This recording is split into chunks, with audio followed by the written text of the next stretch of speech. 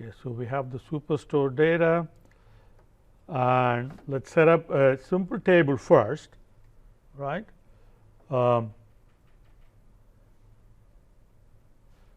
Product category and product subcategory. Okay, and then we move sales in here. Okay,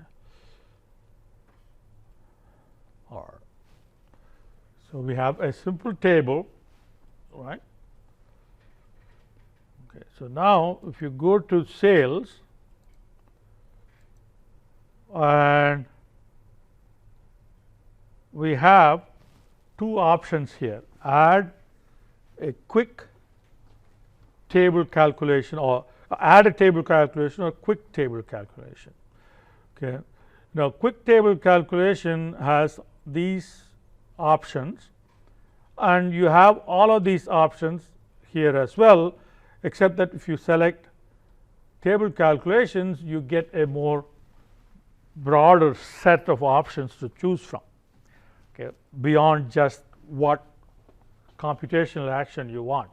So, here are the list of possibilities, which is what we saw just a minute ago here. Okay. So,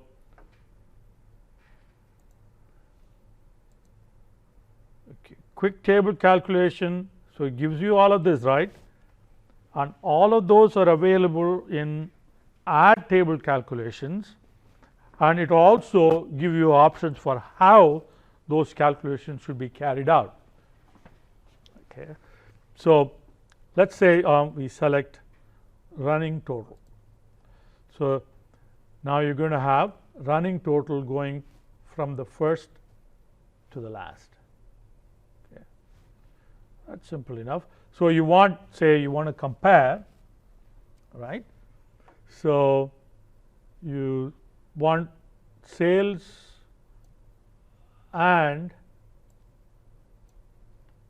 the running total of sales to show up. So, if you bring in sales to text, so you will have both the running total and the sales, but they are going to go up and down like this, which is not really very readable, right. You want them in side by side columns. So, to do that, you really need to bring in the measure names to columns, measure names to filter,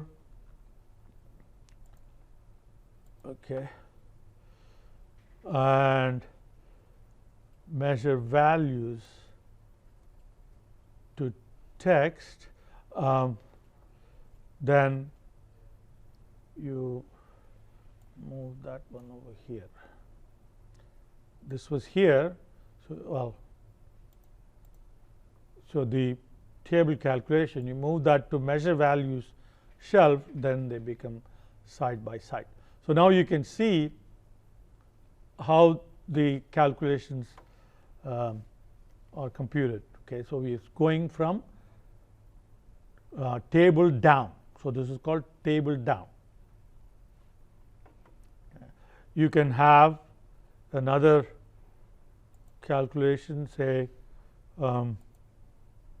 difference. Okay. So, now what you have is the difference from the previous one, right.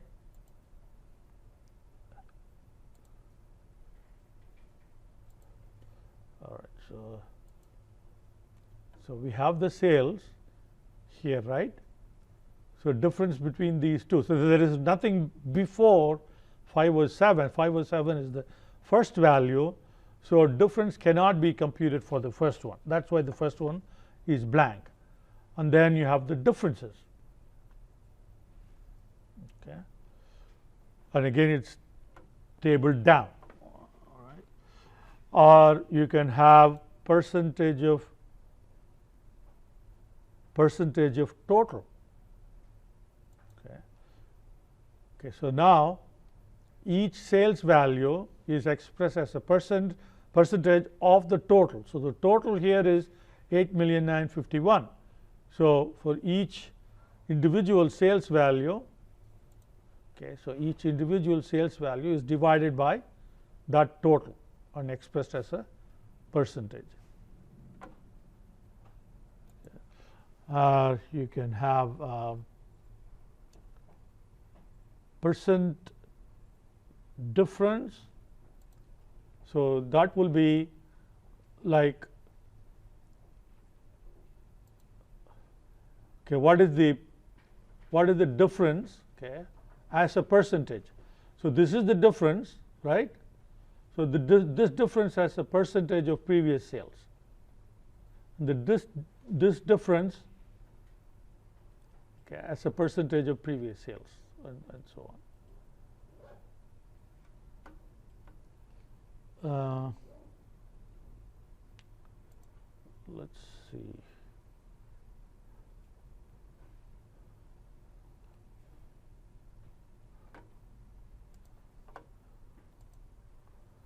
So now you can edit. If you have already done a calculation, you can go and edit it. So then you can make it relative to, all right, so when you're doing percentage or difference for all of them. So you can, the default is to the previous. So this is difference, right? So that's the first one. Edit. So you have difference from, okay, previous.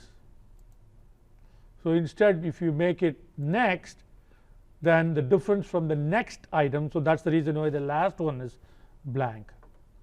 Or you can say difference from the first or difference from the last. And that's available to you. I mean, these choices are available to you for percentages as well. And here, okay, this is percentage of total. So that's the only choice that you have. Percentage of total, you don't say which relative to what. Okay, so now that one you will have relative to, so percentage difference from, okay, the previous, next, and so on. So all of those options are available. Okay, and same here, quick, okay, percentile and rank. Again, if you select rank, it's going to rank the values. Okay, what's the largest, the second largest, the third largest, and so on. Okay,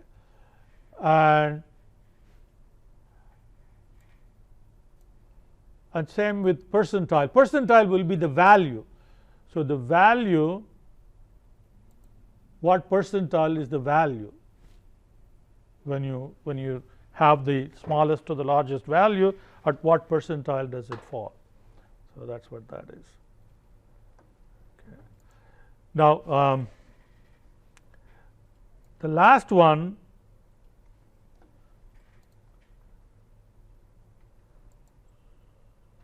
okay, is a moving average, and the moving average makes sense only in a time series context. So if you have time on one side and the sales value, so if you have months here, so you can say, all right, I want a moving average of say 3 months or 4 months or 5 months, then the moving average will be calculated and it will be plotted. And we will see an example of that later on.